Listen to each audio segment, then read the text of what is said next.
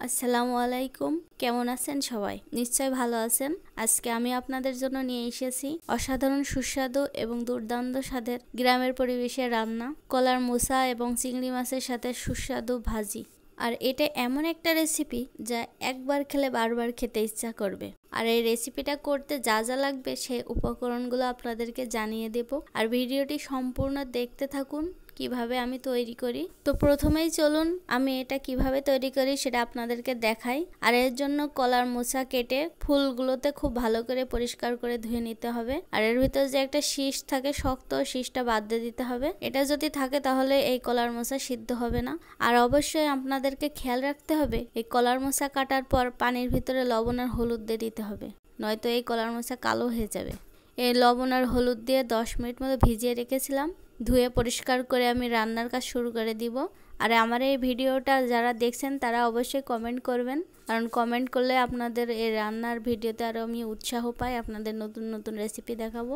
আর আপনাদের কমেন্ট পড়তে আসলে খুবই ভালো লাগে আমার। আর সবচেয়ে বেশি গুরুত্বপূর্ণ, এই রেসিপিটা তৈরি করতে আপনাদের যে মনোবল থাকা প্রয়োজন, আপনার মধ্যে সেই মনোবল থাকতেই হবে।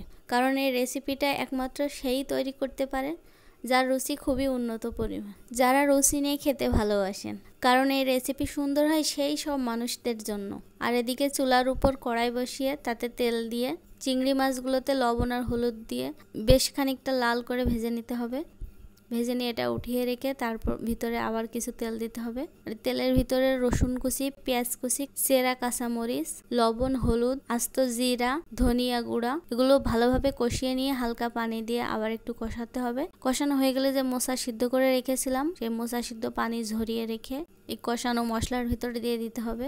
দিয়ে কিছুক্ষণ ভালোভাবে কষিয়ে নিতে হবে মশলার সাথে। তার ভিতরে চিংড়ি মাছ যে ভেজে রেখেছিলাম চিংড়ি মাছগুলো দিয়ে দিতে হবে। দিয়ে এটা অনেকক্ষণ ধরে ভাজতে হবে। আর চুলার আঁচ সবসময় মিডিয়াম রাখতে হবে, খেয়াল রাখতে হবে চুলার আঁচ যেন বেশি না হয়। এত সুন্দর একটা ভাজি তৈরি হয়ে গিয়েছে। এখন আমার কলার মোচা ভাজি চিংড়ি প্রস্তুত হয়ে গিয়েছে। দেখুন তো কি সুন্দর সোনালী রঙের সবকিছু ভাজা হয়ে গিয়েছে। আর এই চিংড়ি মাছের মজাদার স্বাদ কলার মোচার সাথে মিলিয়ে এক দারুণ ফিউশন তৈরি হয়েছে। আমার এই মজাদার কলার মোচা চিংড়ি ভাজি যদি আপনাদের ভালো লেগে থাকে তবে অবশ্যই আমার পেজে আরও রেসিপি দেখতে ভুলবেন না। আর হ্যাঁ, মজাদার খাবারের সাথে জীবনের ভালো সময় উপভোগ করতে থাকুন। আর আমার ভিডিওতে বেশি বেশি কমেন্ট করুন। আর যদি আরও ভালো লেগে থাকে তাহলে শেয়ার দিতে ভুলবেন না। এখানে যে এক্সট্রা টুইস্ট আছে তা বলার কারণ হলো কলার মোচা মিষ্টি হলেও মশলাগুলোর টেস্ট ঠিক মতো ভালোভাবে শুষে নেয়। আর চিংড়ি মাছের সুস্বাদু স্বাদ পুরো রান্নাটাকে একেবারে সেরাটা বানিয়ে দেয়। এই মোচার চিংড়ি রান্না আপনারা নিজে বানিয়ে খাবেন, বাড়ির সবাইকে বানিয়ে খাওয়াবেন, বাড়ির প্রত্যেকেই খুব খুশি হয়ে যাবে।